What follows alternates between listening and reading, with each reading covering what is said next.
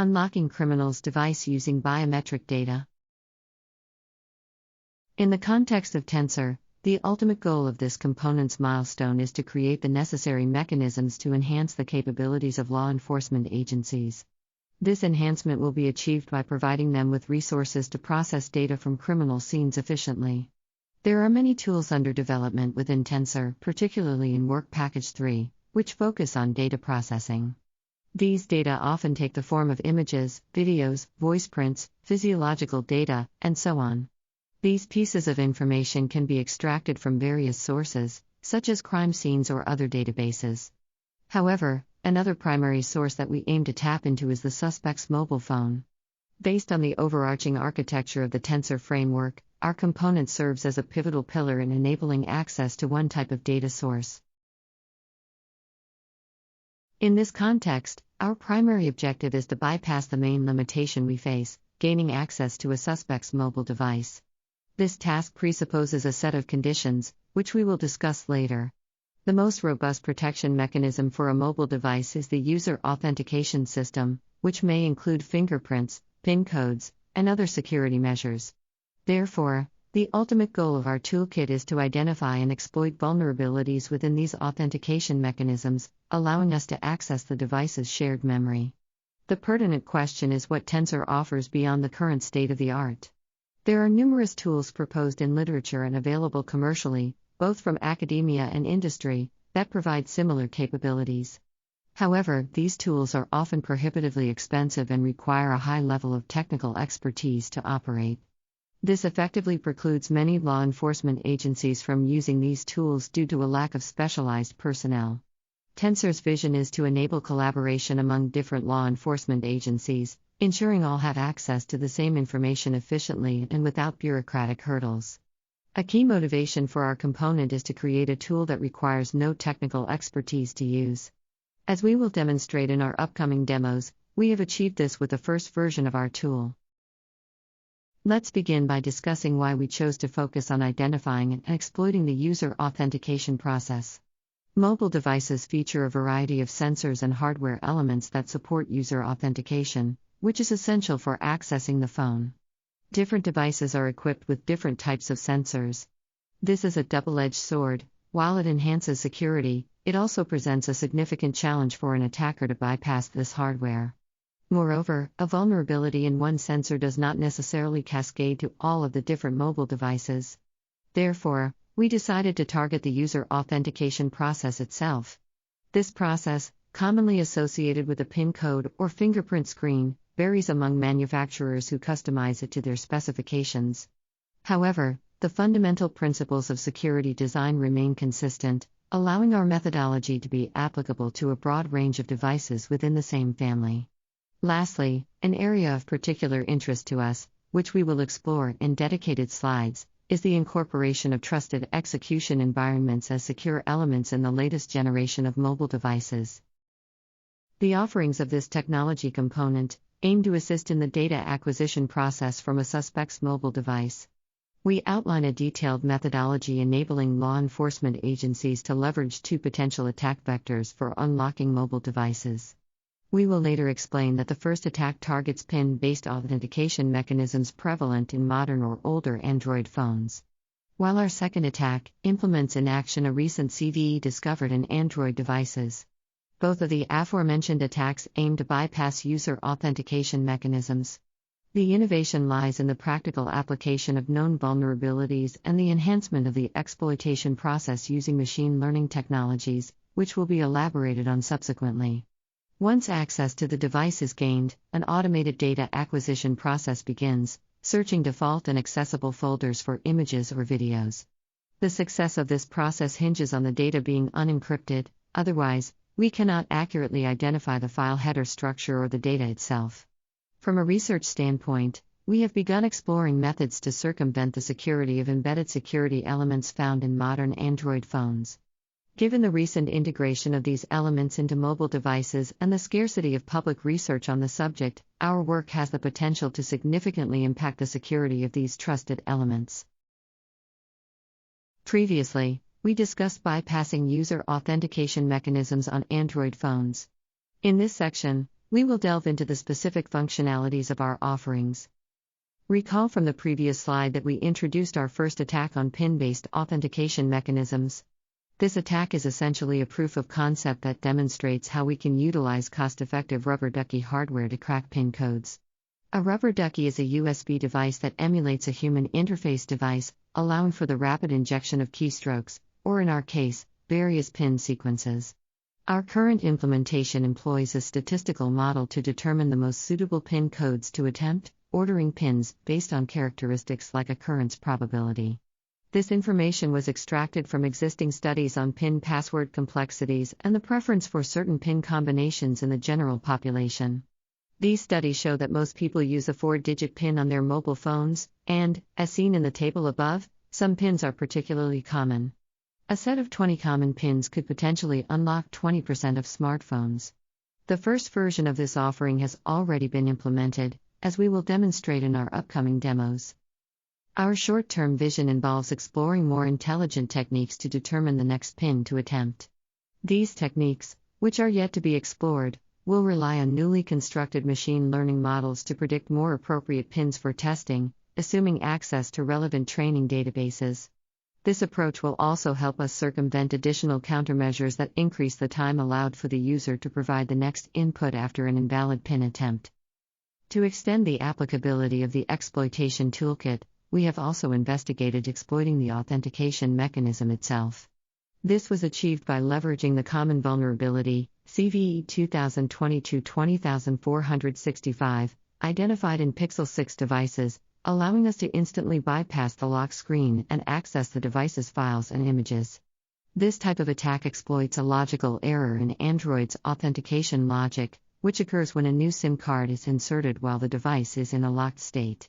While the registered CVE is primarily demonstrated on unpatched Pixel devices, it can also be launched against any Android-enabled device running OS versions between 10 and 13, as long as they use the default security lock screen and not custom implementations. One of the desirable features that the new generation of mobile devices has access to is essentially a root of trust. A root of trust, which serves as a trust anchor, has been present for many years, exemplified by trusted platform modules that provide secure boot in computers and servers. However, in the latest generation of mobile phones, take Samsung, for example, a lightweight version of such secure elements has been incorporated as part of the mobile device's software and hardware stack. These are known as Embedded Secure Elements, ESE.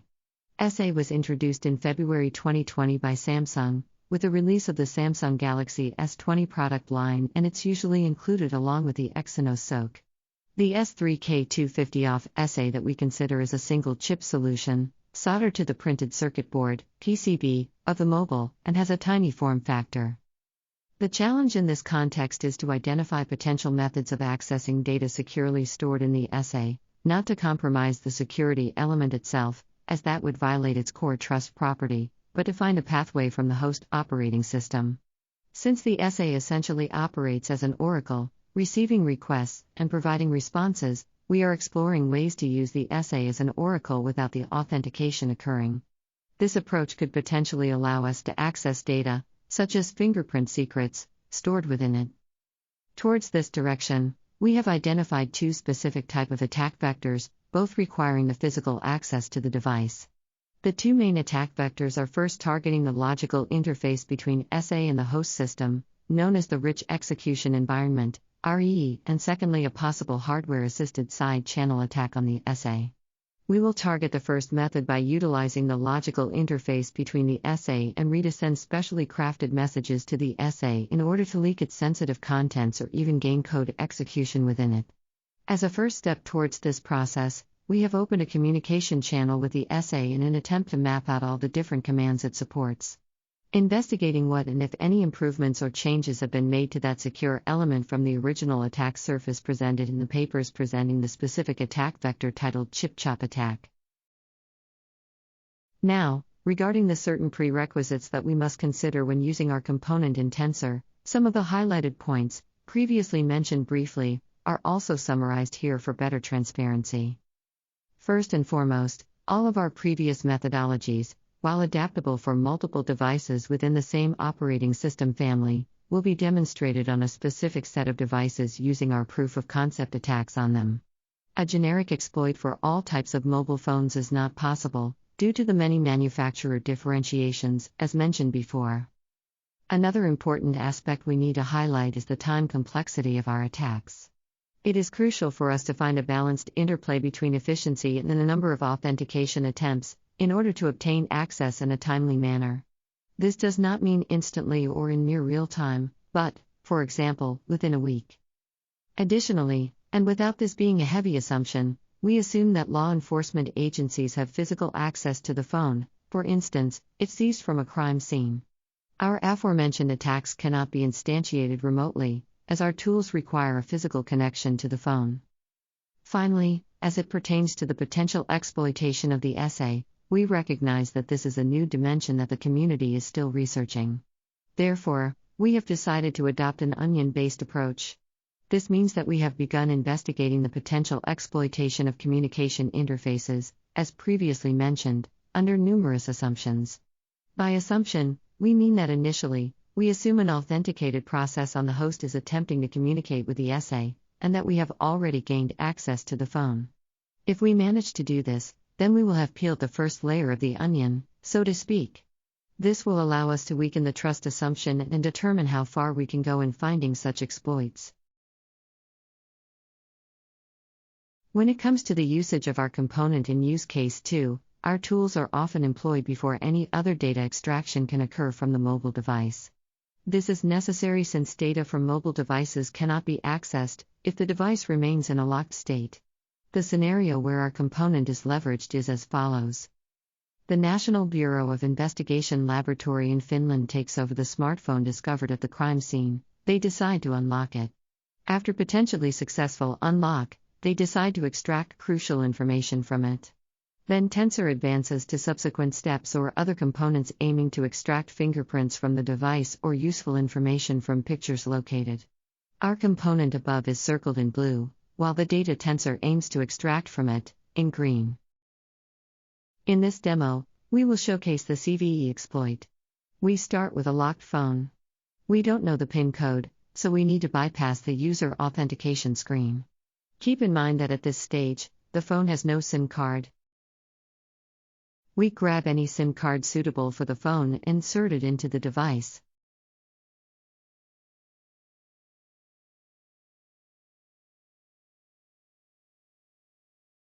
We now enter any invalid SIM PIN code, for 3 times, until the SIM is locked.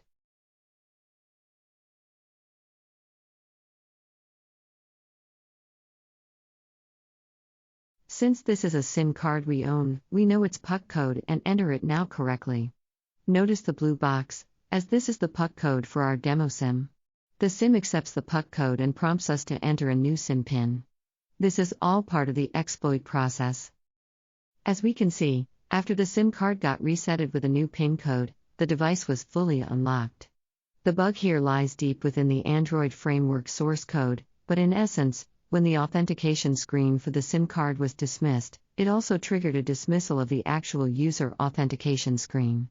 Keep in mind that Android devices, when rebooting for example, they initially ask for the SIM PIN, and then they proceed to ask for the user PIN, or is also known, the user authentication screen, which we bypassed. In this demo, we will showcase our rubber ducky methodology. For the purposes of this demo, we will begin by setting the PIN code to 1122. As we can see, the user authentication screen only unlocks when the correct PIN is entered, in this case 1122.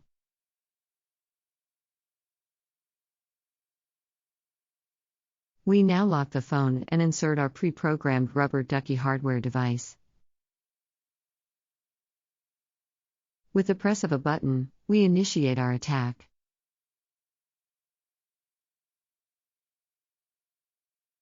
As seen in the video, the rubber ducky attempts multiple PIN codes automatically in a short period of time, abusing the human interface device protocol supported by most Android devices. While this part of the video is speed up, we can observe the ducky entering more PIN codes in succession. We can also notice here the countdown timer displayed, between unsuccessful authentication attempts. This is exactly where our short-term vision about exploring more intelligent techniques to determine the next pin to attempt comes into the picture. These techniques, which are yet to be explored, will rely on newly constructed machine learning models to predict more appropriate pins for testing. Finally, after some minutes, the correct pin code is entered by the rubber ducky, resulting in a fully unlocked device.